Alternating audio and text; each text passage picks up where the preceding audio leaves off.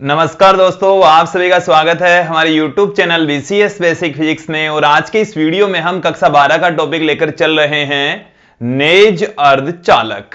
सबसे पहले हम आपको बताएंगे यहां पर कि अर्धचालक क्या होते हैं। अर्धचालक को हमने इससे पूर्व के जो वीडियो है उसमें डिफाइन किया है। आज की इस वीडियो में भी आप देखेंगे कि अर्धचालक क्या होते हैं, नेज अर्धचालक किसे कहते हैं। इस वीडियो में आप नेज अर्धचालक के बारे में संपूर्ण जानकारी लेंगे। सर्वप्रथम हम आपको बताते हैं कि अर्धचालक क्या होते हैं। देखिए दोस्तों, वे पदार्थ जिनकी चालकता चालकों से कम और कुचालकों से अधिक हो अर्धचालक कहलाते हैं। दूसरे तरीके से यदि हम इसको परिभाषित करें ऊर्जा बैंड सिद्धांत के आधार पर कि वे पदार्थ जिनमें संयोजी बैंड और चालन बैंड के मध्य का अंतराल चालकों से अधिक और कुचालकों से कम हो अर्धचालक कहलाते हैं। अब जो अर्धचालक हैं वो दो प्रकार के होते हैं, नेज या शुद्ध अर्धचालक। दूसरा जो प्रकार है वह है अशुद्ध या अपद्रवी अर्धचालक। देखिए, जो अर्धचालक है उसको हम दो भागों में डिवाइड कर सकते हैं। अर्धचालक जिसको हम सेमीकंडक्टर कहते हैं के प्रकार ये दो प्रकार के होते हैं। देखिए दोस्तों, कौन कौन से प्रकार होते हैं। पहला जो प्रकार है वो है नेज। नेज का मतलब है शुद्ध, इंट्रिंसिक सेमीकंडक्टर। नेज या शुद्ध अर्धचालक, नेज या शुद्ध अर्धचालक। देखिए दोस्तों, नेज या शुद्ध अर्धचालक। दूसरा जो इसका प्रकार है वो है अशुद्ध, अशुद्ध कह सकते हैं। और अशुद्ध से ज्यादा जो प्रचलित वर्ड है वो है अपद्रवी, अपद्रवी अर्धचालक। तो अर्धचालकों को हम दो भागों में डिवाइड करेंगे, नेज अर्धचालक और अपद्रवी अर्धचालक। आज के इस वीडियो में आप अध्ययन करेंगे कि नेज अर्धचालक क्या है। देखिए, नाम से ही स्पष्ट है कि नेज या शुद्ध अर्धचालक वे अर्धचालक होते हैं जो सिर्फ एक ही प्रकार के परमाणुओं से बने होते हैं। जैसे शुद्ध सिलिकॉन से बने होते हैं या शुद्ध जर्मेनियम से बने होते हैं, तो उन अर्धचालकों को हम नेज या शुद्ध अर्धचालक कहते हैं। देखिए दोस्तों, जो नेज अर्धचालक हैं उसके एग्जाम्पल हमने आपको बताए कि शुद्ध सिलिकॉन या शुद्ध जर्मेनियम, जिनकी बाह्यतम कक्षा के अंदर 4 इलेक्ट्रॉन पाए जाते हैं और वो परम शून्य ताप पर एक कुचालक की भांति व्यवहार करते हैं। लेकिन जैसे जैसे टेम्परेचर बढ़ता है उनकी चालकता बढ़ती जाती है। इसके पीछे क्या रीजन है वो हम आप लोगों को समझाएंगे। देखिए दोस्तों, सर्वप्रथम हम इसको परिभाषित करते हैं, नेज अर्धचालक क्या है। नेज अर्धचालक किसे कहते हैं? तो वे अर्धचालक जिनमें सिर्फ एक ही प्रकार के परमाणु हो, जिनमें एक ही प्रकार के परमाणु उपस्थित होते तो उनको नेज अर्धचालक कहेंगे। तो वे अर्धचालक, वे अर्धचालक जिनमें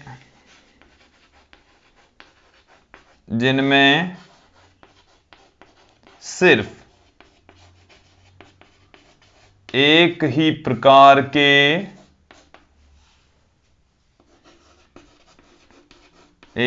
प्रकार के परमाणु हो, नेज अर्धचालक कहलाते हैं। नेज अर्धचालक कहलाते हैं। अब देखिए, हम इसके एग्जाम्पल्स की बात करें तो शुद्ध सिलिकॉन और शुद्ध जर्मेनियम। एग्जाम्पल देखिए, शुद्ध सिलिकॉन, शुद्ध सिलिकॉन या शुद्ध जर्मेनियम, शुद्ध जर्मेनियम इसके एग्जाम्पल हैं, नेज अर्धचालक के उदाहरण हैं। तो देखिए, नेज अर्धचालक की जो बाह्यतम कक्षा है उसमें 4 इलेक्ट्रॉन उपस्थित होते हैं। चाहे आप सिलिकॉन ले लीजिए चाहे जर्मेनियम ले लीजिए, उनकी बाह्यतम कक्षा के अंदर जो बाह्यतम कोश है उसमें 4 इलेक्ट्रॉन उपस्थित होते हैं। तो नेज अर्धचालक में प्रयुक्त जो पदार्थ होते हैं उनके परमाणुओं में बाहरी कोष में 4 इलेक्ट्रॉन होते हैं। तो इनके बाहरी कोष में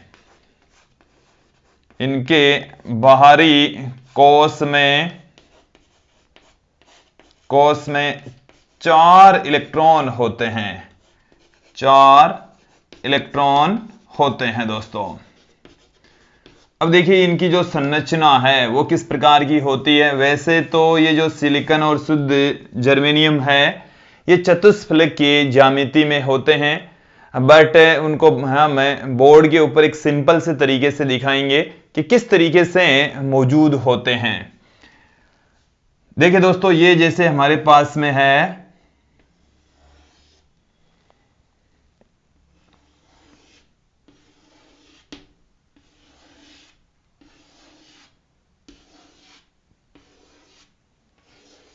ये यहां पर हमने दिखाए हैं, इनकी संयोजकता है 4 इलेक्ट्रॉन है बाह्यतम कोष में उपस्थित होते हैं। इनको हम इस तरीके से दिखा सकते हैं। और ब्रह्म शून्य ताप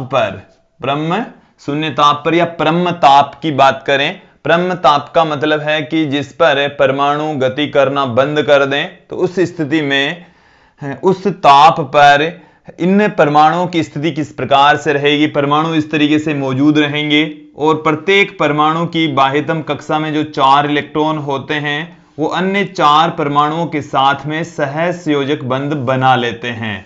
ये हम इनको बंधों की फॉर्म में दिखा रहे हैं। ये जो मैंने +4 दिखाया है इसका मतलब है कि यहां पर एक सिलिकॉन का या जर्मेनियम का परमाणु है, और ये जो मैं 2 लाइनें इनके बीच में खींच रहा हूं इस तरीके से, वो ये बंध को रिप्रेजेंट करती है कि इसके पास में जो परमाणु है उसके साथ में ये बंध बना रहे हैं। हम इसको इस तरीके से दिखा सकते हैं। ये जो +4 है इस तरीके से जो हमने दिखाया है, ये या तो जर्मेनियम है या सिलिकॉन है, या तो जर्मेनियम है या ये सिलिकॉन के रूप में है। इतना आप लोगों को समझ में आ गया होगा। अब देखिए यहां पर कि जैसे ये हमारे पास में कोई परमाणु है, तो इसकी परमाणु की बाह्यतम कक्षा के अंदर 4 इलेक्ट्रॉन होते हैं। ये पहला, दूसरा, तीसरा और ये चौथा इलेक्ट्रॉन। ये 4 इलेक्ट्रॉन बाह्यतम कक्षा के अंदर मौजूद होते हैं। वो अन्य 4 परमाणुओं के साथ में सहसंयोजक बंध बना लेते हैं। देखिए ये एक परमाणु है, ये एक परमाणु है, ये 1 इलेक्ट्रॉन का साझा करेगा, ये वाला परमाणु भी 1 इलेक्ट्रॉन को साझा करता है। दोनों 1-1 इलेक्ट्रॉन का योगदान करके ये 2 लाइनों से जो हमने दिखाया है वो एक सहसंयोजक बंध है। ये जो हम इस तरीके से दिखा रहे हैं, 1 इलेक्ट्रॉन इधर दिखाया, 1 इलेक्ट्रॉन इधर दिखाया, ये सहसंयोजक बंध को प्रदर्शित करता है। सहसंयोजक बंध है दोस्तों। अब यहां पर आप देखेंगे कि ये जो सहसंयोजक बंध है इस परमाणु के द्वारा इस तरीके से बनाए जाएंगे। इस तरीके से उसमें 4 इलेक्ट्रॉन उपस्थित होंगे। सभी परमाणुओं के अंदर हम ये जो सहसंयोजक बंध दिखा रहे हैं इनको भी आप अच्छे से समझ लीजिए।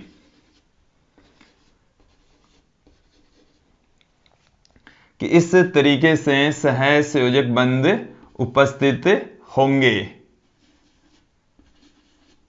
देखिए कोई भी 2 इलेक्ट्रॉन एक दूसरे के नजदीक नहीं है।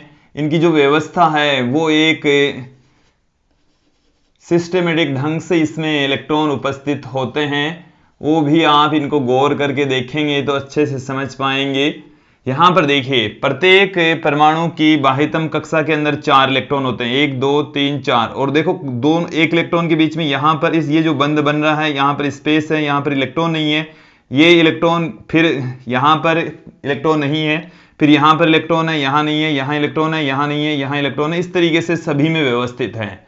ये जो व्यवस्था हमने दिखाई है वो है ब्रह्म शून्य ताप पर, ब्रह्म शून्य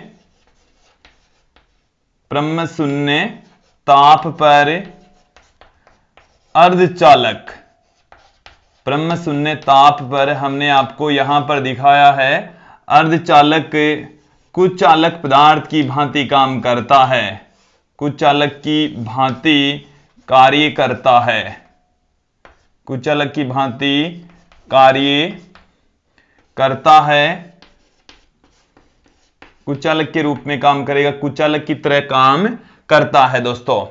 अब यहां पर आप देखेंगे कि सारे के सारे जो इलेक्ट्रॉन होते हैं वो सहसंयोजक बंध बनाने में प्रयुक्त हो जाते हैं। चालन बैंड पूरी तरह से खाली होता है। संयोजी बैंड में उपस्थित इलेक्ट्रॉन सहसंयोजक बंध में प्रयुक्त होते हैं, उनके द्वारा विद्युत धारा का प्रवाह नहीं होता है।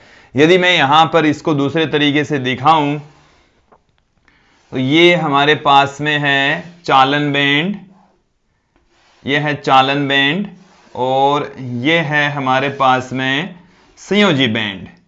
ये हमने यहां पर दिखाया है चालन बैंड, जो कि पूर्णतः खाली होता है ब्रह्म शून्य ताप पर, 0 केल्विन ताप पर, 0 केल्विन ताप पर ये वाली संरचना होती है।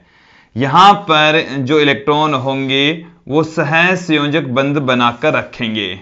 यहां पर इलेक्ट्रॉन सहसंयोजक बंध बनाकर रखेंगे। इस तरीके से हम उनको दिखा सकते हैं, इस तरीके से उनको प्रदर्शित किया जा सकता है दोस्तों।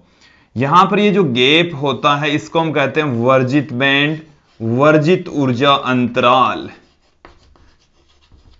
ये जो वर्जित बैंड है अर्धचालकों में लगभग 1 इलेक्ट्रॉन वोल्ट का होता है। सिलिकॉन में ये 1.1 इलेक्ट्रॉन वोल्ट और जर्मेनियम में 0.7 इलेक्ट्रॉन वोल्ट होता है। चालन बैंड पूरी तरह से खाली होता है, अर्थात ये एक कुचालक की भांति काम करेगा। देखिए दोस्तों, कोई भी पदार्थ है वो चालक के रूप में तभी काम करेगा, उसमें आवेश तभी प्रवाहित होंगे जब चालन बैंड में मुक्त इलेक्ट्रॉन हो। इलेक्ट्रॉन होंगे वो सारे के सारे मुक्त इलेक्ट्रॉन ही होते हैं, या संयोजी बैंड में होल हो। तो यहां पर न तो संयोजी बैंड में होल है, न ही चालन बैंड में कोई इलेक्ट्रॉन। तो जो पदार्थ है वो कुचालक की भांति काम करेगा। पदार्थ है वो किसकी तरह काम करेगा दोस्तों? कुचालक की भांति काम करता है। ये मैंने यहां पर लाइन भी पुट कर दी है कि ब्रह्म शून्य ताप पर अर्धचालक है वो कुचालक की भांति कार्य करता है।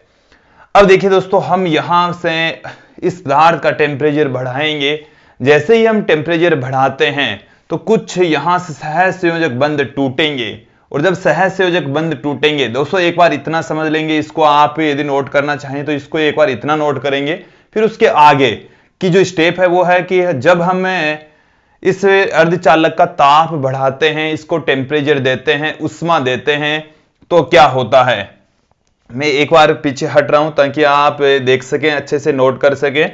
अब यहां पर देख लीजिए कि अब हम इसका ताप बढ़ा रहे हैं। जैसे ही तापमान बढ़ाएंगे कुछ सहसंयोजक बंध टूटेंगे, और जब सहसंयोजक बंध टूटेंगे तो मुक्त इलेक्ट्रॉन उत्पन्न होंगे। देखिए, जैसे हम यहां पर जो तापमान है वो बढ़ा रहे हैं, तापमान हम क्या कर देते हैं, थोड़ा सा तापमान इंक्रीज कर देते हैं। जैसे जैसे तापमान बढ़ेगा सहसंयोजक बंध टूटते चले जाएंगे। और जैसे हम कंसीडर कर लें कि यहां से कोई सहसंयोजक बंध टूट गया, यहां से जब सहसंयोजक बंध टूटेगा तो ये एक इलेक्ट्रॉन बाहर निकलेगा, ये एक इलेक्ट्रॉन बाहर निकल गया। ये जो इलेक्ट्रॉन हम यहां पर दिखा रहे हैं ये है मुक्त इलेक्ट्रॉन, मुक्त इलेक्ट्रॉन, मुक्त इलेक्ट्रॉन के रूप में ये बाहर निकला है। यहां पर ये जो आप देख रहे हैं स्पेस, इस स्पेस को हम कहते हैं होल। इस स्पेस को ही क्या कहा जाता है दोस्तों? होल कहा जाता है। ये जो इलेक्ट्रॉन है वो संयोजी बैंड में है, ये वाला जो इलेक्ट्रॉन है वो चालन बैंड में पहुंच गया। यदि बंध में सम्मिलित नहीं है तो वो चालन बैंड में पहुंच जाएगा, और चालन बैंड में उपस्थित जो इलेक्ट्रॉन है उनको मुक्त इलेक्ट्रॉन कहा जाता है, और वो पदार्थ में स्वतंत्र रूप से विचरण करते हैं, अनियमित रूप से विचरण करते हैं। और जब हम इसको विद्युत ऊर्जा देते हैं तो वो विद्युत ऊर्जा ग्रहण करने की स्थिति में होते हैं, धारा प्रवाह के लिए जिम्मेदार होते हैं। तो दोस्तों, इसको एकदम क्लियर कर लेंगे। जैसे ही हम टेम्परेचर देंगे तो ऊर्जा मिलेगी, और ऊर्जा पाकर ये जो ऊर्जा जब इतनी हो जाएगी ये सहसंयोजक बंध को तोड़ देगी। तो जैसे ही सब सहसंयोजक बंध टूटेगा, सहसंयोजक बंध टूटने का मतलब है उनमें से कोई सा भी एक इलेक्ट्रॉन उस बंध से अलग हो जाएगा। जैसे ही अलग होगा तो उस इलेक्ट्रॉन को हम मुक्त इलेक्ट्रॉन कहेंगे, क्योंकि वो पहुंच जाएगा यहां से जब कोई सहसंयोजक बंध टूटेगा। तो दोस्तों, ये जो इलेक्ट्रॉन है वो यहां से चला गया है चालन बैंड में, इलेक्ट्रॉन को हम अब यहां पर दिखाएंगे, ये आ गया है दोस्तों अब चालन बैंड में। तो देखिए दोस्तों यहां पर ये स्पष्ट हो चुका है कि जैसे ही हम ताप देंगे तो सहसंयोजक बंध टूटेंगे और मुक्त इलेक्ट्रॉन उत्पन्न होंगे। वो जो मुक्त इलेक्ट्रॉन है वो चालन बैंड में हमें मिलेगा, साथ में संयोजी बैंड में, जो संयोजी बैंड है उसके अंदर एक होल भी उत्पन्न हो जाएगा, इलेक्ट्रॉन रिक्ति उत्पन्न हो जाएगी, जिसे हम क्वार्टर भी कहते हैं दोस्तों। यदि होल का जो कॉन्सेप्ट है उसको समझने के लिए भी हमने एक वीडियो बनाया है, इससे ठीक पहले जो वीडियो है वो होल के कंसेप्ट को अच्छे से बताता है, समझाता है। आप उस वीडियो को भी देखकर होल को कंसेप्ट को क्लियर कर सकते हैं। तो देखिए दोस्तों क्या है, अब मैं आगे की ओर बढ़ता हूं यहां पर कि जैसे ही हमने टेम्परेचर बढ़ाया सहसंयोजक बंध टूटेगा, यहां से इलेक्ट्रॉन यहां चला जाएगा, तो इसमें होल उत्पन्न हुआ, इसमें इलेक्ट्रॉन क्रिएट हुआ। तो यहां पर मुक्त इलेक्ट्रॉन जितने होंगे उतने के उतने संयोजी बैंड में होल होंगे। तो ये एकदम क्लियर कर लेंगे कि संयोजी बैंड में होलों की संख्या, संयोजी बैंड में तो है होलों की संख्या और चालन बैंड में है मुक्त इलेक्ट्रॉनों की संख्या बराबर होती है। संयोजी बैंड में होलों की संख्या और चालन बैंड में मुक्त इलेक्ट्रॉनों की संख्या बराबर होती है। अर्थात हम ये कह सकते हैं कि नेज अर्धचालक में होलों की संख्या बराबर होती है मुक्त इलेक्ट्रॉनों की संख्या के। हम इसको इस तरीके से भी कह सकते हैं कि होलों का जो घनत्व है वो इलेक्ट्रॉनों के घनत्व के बराबर होता है। और हम ये जानते हैं कि जो होल होते हैं वो एक धनावेशित पार्टिकल्स की भांति काम करते हैं, जिनका जो प्रभावी द्रव्यमान है वो इलेक्ट्रॉन के द्रव्यमान से अधिक होता है, जिनकी गतिशीलता इलेक्ट्रॉनों की गतिशीलता से कम होती है। तो देखिए दोस्तों जब हम ताप बढ़ाते हैं तो ऐसी सिचुएशन क्रिएट होती है। जब हम तापमान और अधिक बढ़ा देंगे तो और अधिक सहसंयोजक बंध टूटेंगे, जैसे हम यहां पर दिखा देंगे कि भाई और सहसंयोजक बंध टूटते हैं, जिससे इलेक्ट्रॉन है वो संयोजी बैंड से चालन बैंड में पहुंच जाते हैं। तो जैसे ही ताप बढ़ेगा, ताप जैसे जैसे बढ़ता जाएगा, संयोजी बैंड से इलेक्ट्रॉन चालन बैंड में पहुंच जाएंगे, अर्थात सहसंयोजक बंध टूटेंगे। और यहां पर आप देखिए जितने बंध टूटेंगे उनसे जो मुक्त इलेक्ट्रॉन उत्पन्न होंगे उतने के उतने ही होल क्रिएट होंगे। होलों की संख्या और मुक्त इलेक्ट्रॉनों की संख्या सेम होगी, इक्वल होगी। इनके जो इलेक्ट्रॉन घनत्व या जो होल घनत्व होते हैं वो भी इक्वल होंगे, बराबर होंगे दोस्तों।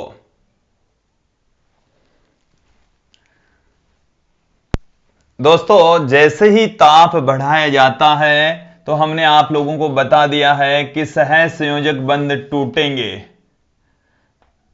जब ताप बढ़ाया जाता है। जब यहां से देखिए, जब ताप बढ़ाया जाता है, जब ताप बढ़ाया जाता है तो सहसंयोजक बंध टूटते हैं। सहसंयोजक बंध टूटते हैं, सहसंयोजक बंध टूटेंगे तथा इलेक्ट्रॉन होल युग्म उत्पन्न होंगे। इलेक्ट्रॉन होल युग्म, इलेक्ट्रॉन और होल एक जोड़े के रूप में उत्पन्न होंगे, युग्म उत्पन्न होते हैं। इलेक्ट्रॉन और होल जोड़े के रूप में उत्पन्न होंगे। दोस्तों यहां पर इस चीज को भी क्लियर कर लीजिए कि नेज अर्धचालक में होलों की संख्या बराबर होती है। नेज अर्धचालक में होलों की संख्या बराबर है मुक्त इलेक्ट्रॉनों की संख्या। मुक्त इलेक्ट्रॉनों की संख्या बराबर होती है होलों की संख्या के, होलों की संख्या के। तो मुक्त इलेक्ट्रॉनों की संख्या और होलों की जो संख्या है दोस्तों बराबर होगी, सेम होगी। इसके साथ में हम यहां पर यह भी बता सकते हैं कि मुक्त इलेक्ट्रॉनों का घनत्व, होलों का घनत्व और इस पूरे का नेज जो घनत्व होता है वो सेम होता है।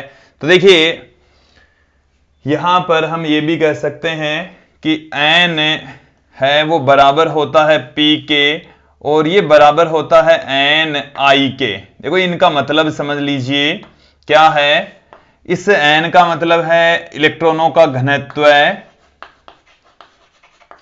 इलेक्ट्रॉनों का घनत्व।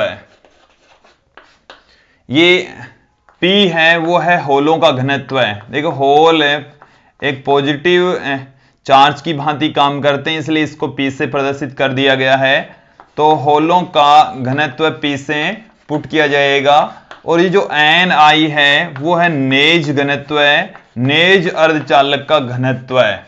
तो नेज घनत्व से भी हम पुट कर सकते हैं दोस्तों। तो एन पी बराबर होंगे और ये टोटल जो इसकी नेज जो घनत्व है उसके इक्वल भी होता है। इसको इस तरीके से भी पुट किया जा सकता है कि एन इंटू पी बराबर होता है एन आई के स्क्वायर के, ऐसे भी लिखा जा सकता है दोस्तों। अब यहां पर हम आपको बताएंगे कि जो नेज आवेश घनत्व है उसका फॉर्मूला क्या होता है दोस्तों। इसका जो फॉर्मूला है वो देख लीजिए, समझ लीजिए क्या फॉर्मूला होता है।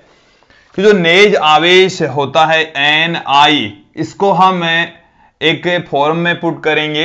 ये जो फॉर्म है दोस्तों, वो जो फॉर्म है वो हमारे सिलेबस में उसका प्रूफ नहीं है, सीधा ही आप लोगों को ध्यान में रखना पड़ेगा। तो देखिए क्या है फॉर्मूला कि नेज जो घनत्व है वो बराबर होता है ए कांस्टेंट है, टी ताप है, और ताप की जो घात है वो 3/2 एक्सपोनेंशियल माइनस में Eg अपॉन में 2kT। देखिए इस फॉर्मूले में जो चीजें हैं उन चीजों को तो समझ लीजिए। ये तो है नेज घनत्व जो कि हमने एन आई से पुट किया है दोस्तों। तो नेज घनत्व को हमने एन आई से लिखा है। ये जो एन आई है उसका मान है ए, कांस्टेंट है टी, यहां पर ताप है जिसकी घात है 3/2 एक्सपोनेंशियल माइनस में Eg। ये जो Eg है वो है संयोजी बैंड और चालन बैंड के मध्य का अंतराल, जो कि यहां पर हमने ये दिखाया है। और अर्धचालकों के अंदर लगभग ये 1 इलेक्ट्रॉन वोल्ट का होता है, सिलिकॉन में 1.1 और जर्मेनियम में 0.7 इलेक्ट्रॉन वोल्ट का होता है। के यहां पर वोल्ट्समान नीतांक होता है 2.38 इंटू 10⁻⁻23 इसकी वैल्यू होती है। टी यहां पर ताप है ही। तो ताप के साथ में नेज जो घनत्व है वो किस तरीके से बदलता है वो हमने इस फॉर्मूले से देखा है दोस्तों। अब हम आपको बताएंगे कि जब हम ताप में परिवर्तन करते हैं तो नेज अर्धचालकों की चालकता पर क्या प्रभाव पड़ता है। उसके लिए भी जो फॉर्मूला है दोस्तों वो हम डायरेक्ट ही पुट करेंगे। उसका प्रूफ भी हमारे सिलेबस में नहीं है, बट उससे हम चालकता और प्रतिरोधकता को समझ लेंगे। देखिए दोस्तों, जो अर्धचालक होते हैं उनकी प्रतिरोधकता का एक फॉर्मूला होता है, वो मैं फॉर्मूला आप लोगों के सामने रख देता हूं। रो बराबर होता है रो नॉट या रो जीरो एक्सपोनेंशियल को मैं ई एक्स पी से लिख देता हूं, ई जी अपॉन के टी के इक्वल होता है। देखिए ये क्या है कि अर्धचालकों की प्रतिरोधकता, अर्धचालकों की प्रतिरोधकता, ये जो अर्धचालकों की प्रतिरोधकता है दोस्तों की प्रतिरोधकता निम्न सूत्र से दी जाती है, सूत्र से दी जाती है। अब इस फॉर्मूले को समझना है ये है क्या। इसमें ये जो रो है वो है किसी ताप T पर प्रतिरोधकता, कि आपके पास में तापमान T है तो उस ताप पर किसी ताप T पर प्रतिरोधकता है ये। और ये जो रो जीरो है वो है प्रारंभिक प्रतिरोधकता, प्रारंभिक प्रतिरोधकता। और ये जो ताप में वृद्धि की है हमने T की वृद्धि की है, यदि जीरो तापमान से T की वृद्धि की है तब ये T ताप पर होगा। ये जो Eg है वो है वर्जित ऊर्जा अंतराल, वर्जित ऊर्जा अंतराल। और ये जो K है इसमें आप ये K भी देख रहे होंगे, ये जो K है इसको हम कहते हैं बोल्ट्जमान नियतांक। बोल्ट्जमान नियतांक इसको कहा जाता है। और ये जो T है वो है ताप। T ताप को बता रहा है दोस्तों। अब यहां से सूत्र से स्पष्ट है कि जैसे तापमान बढ़ता है तो इस ब्रैकेट वाली वैल्यू घटती है, और ब्रैकेट वाली वैल्यू घटती है तो जो प्रतिरोधकता है वो चरघातांक के रूप में घटती है। एक्सपोनेंशियल को हिंदी में चरघातांक कहते हैं, और चरघातांक के रूप से जो प्रतिरोधकता है वो डिक्रीज होती है, कम होती है दोस्तों। तो यहां से इस सूत्र से स्पष्ट है कि तापमान के बढ़ने पर प्रतिरोधकता का मान चरघातांक के रूप से घटता है। तो देखिए क्या निकल कर आएगा हमारे पास में। उपरोक्त सूत्र से स्पष्ट है कि उपरोक्त सूत्र से स्पष्ट है कि ताप बढ़ने पर प्रतिरोधकता का मान, प्रतिरोधकता चरघातांक के रूप में घटती है, चरघातांक की रूप से घटती है, कम होती है। अब यहां पर देखिए हम जानते हैं प्रतिरोधकता और चालकता के मध्य संबंध। हम जानते हैं, देखिए चालकता बराबर, चालकता को हम सिग्मा से पुट कर रहे हैं जो कि 1/ρ के बराबर होती है, 1 प्रतिरोधकता के इक्वल होती है दोस्तों। तो यहां से आप देखेंगे कि जो प्रतिरोधकता है उसका फॉर्मूला आपके पास में है 1/ρ0 एक्सपोनेंशियल Eg/kT। यहां से इसको हम क्या लिख देंगे, सिग्मा बराबर सिग्मा 0, ये 1/ρ0 को सिग्मा नोट प्रारंभिक चालकता से लिख दिया, और ये जो एक्सपोनेंशियल वाली वैल्यू है वो बट्टे से ऊपर चली जाएगी तो माइनस में Eg/kT हमें मिल जाएगा दोस्तों। अब ये वाला जो फॉर्मूला है इससे स्पष्ट है कि जैसे ही तापमान बढ़ाएंगे इसका मान है वो घटेगा, और जो प्रतिरोधकता है यदि घट रहा है तो माइनस माइनस प्लस हो जाएगा, और जो प्रतिरोधक चालकता है अर्धचालक पदार्थों की वो चरघातांक के रूप में बढ़ती है। तो अर्धचालकों का ताप बढ़ाने पर चालकता का मान चरघातांक के रूप से बढ़ता है। इसको एकदम क्लियर कर लेंगे। उपरोक्त से स्पष्ट है कि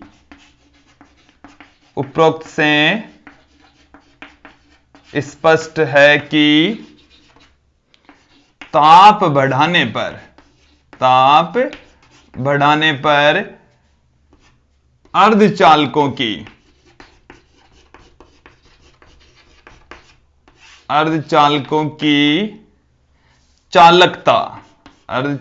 की चालकता चरघातांक के रूप से बढ़ती है, चरघातांक की रूप से बढ़ती है, इंक्रीज होती है। तो दोस्तों ये थी अर्धचालकों की चालकता पर ताप का क्या प्रभाव पड़ता है। तो दोस्तों इस वीडियो में हमने देखा कि नेज अर्धचालक क्या होते हैं, नेज अर्धचालकों के अंदर इलेक्ट्रॉन और होल घनत्व कितना होता है, साथ में उनकी चालकता पर ताप का क्या प्रभाव पड़ता है, ये सब कुछ इस वीडियो में देखा। आज के इस वीडियो में इतना ही। धन्यवाद दोस्तों।